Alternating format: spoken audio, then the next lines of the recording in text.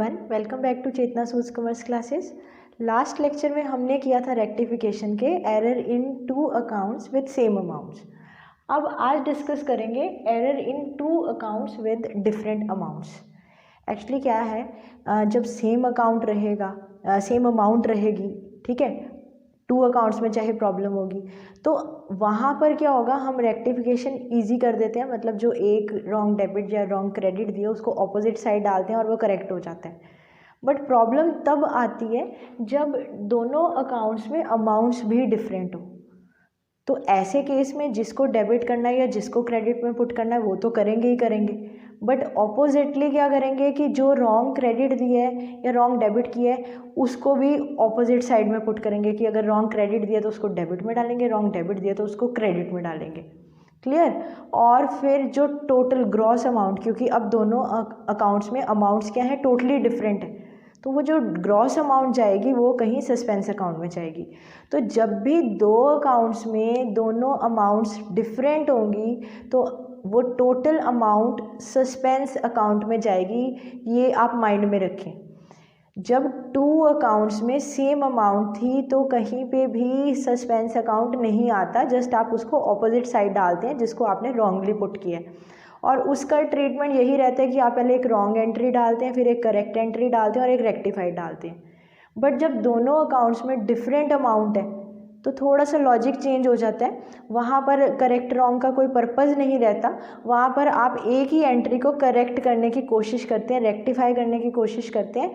और कैसे करते हैं इसको एग्जाम्पल की हेल्प से और देखते हैं। A sale of ₹262M has been credited to P ₹620। आपने किसको सेल की, M को सेल की, 260 की सेल की। तो आप माइंड में अगर एंट्री रखें तो आपने M को सेल की है, तो एंट्री क्या होती है, M account debit to sale account, M account debit to sale account.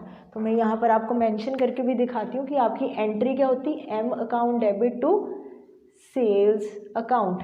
Correct, ये एंट्री होनी चाहिए थी, बट आपने क्या कर दिया, उसको has been credited to P, आपने क्या कर दिया, कहीं ना कहीं M टू सेल की जगह यहाँ पर रॉन्ग क्रेडिट किसको दे दिया, 2P को। 2P मतलब यहाँ पे आपने रॉन्ग क्रेडिट दिया और किस अमाउंट से दे दिया, 620 से। और जबकि M के अकाउंट में कितनी अमाउंट होनी चाहिए थी, 260। करेक्ट। तो इस तरह से ये डेबिट होना चाहिए था, आपने कर दिया किसको क्रेडिट, P को। अब ये जो डेबिट होना चाहिए था उसको तो डेबिट में ही पुट करें, M अकाउंट डेबिट 260। जिस किसी को रॉन्ग क्रेडिट दिया आपने सेल की जगह रॉन्ग क्रेडिट किसको दे दिया, P को दे दिया। तो इसको जब भी रेक्टिफाई करना होता है, मैंने पहले भी अंडरस्टैंड करवाया कि अगर क्रेडिट किया तो डेबिट करें, डेबिट किया तो क्रेडिट करें। यहाँ पे आपने रॉन्ग क्रेडिट दिया तो इसको कैसे करेक्ट करेंगे, आप इसको डेबिट कर देंगे। तो M अकाउंट डेबिट जो करना ही था वो आपने कर दिया, M अकाउंट डेबिट 260। जिसको रॉन्ग क्रेडिट दिया P को वो भी यहाँ पर आप पुट कर दें 620। करेक्ट। अब टोटल इसका किस में जाएगा, सस्पेंस अकाउंट में। वाई सो, क्योंकि सेल में भी सेल की अमाउंट चली गई होगी। यहाँ पर जब हमें लॉजिक नहीं पता कि हम ये टोटल अमाउंट, क्योंकि जो रॉन्ग क्रेडिट दे दिया उसको कहाँ पर एडजस्ट करना और जिसको डेबिट नहीं दिया उसको कहाँ पर एडजस्ट करना है, तो उस एडजस्टमेंट के लिए हम उसको सस्पेंस अकाउंट में पुट कर देंगे।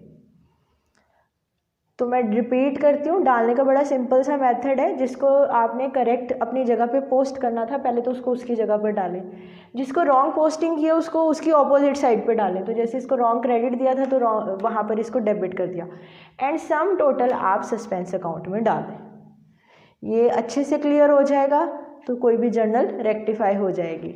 नेक्स्ट देखते हैं, total of purchase book ₹16,000 wrongly carried in sales book ₹11,000। अब आपने परचेज बुक 16,000, पहले तो जर्नल का लॉजिक, परचेजेस हमेशा क्या होती हैं, डेबिट होती हैं, और सेल्स क्या होती हैं, क्रेडिट होती हैं। क्लियर। तो अब सेल्स क्रेडिट है, परचेज डेबिट है।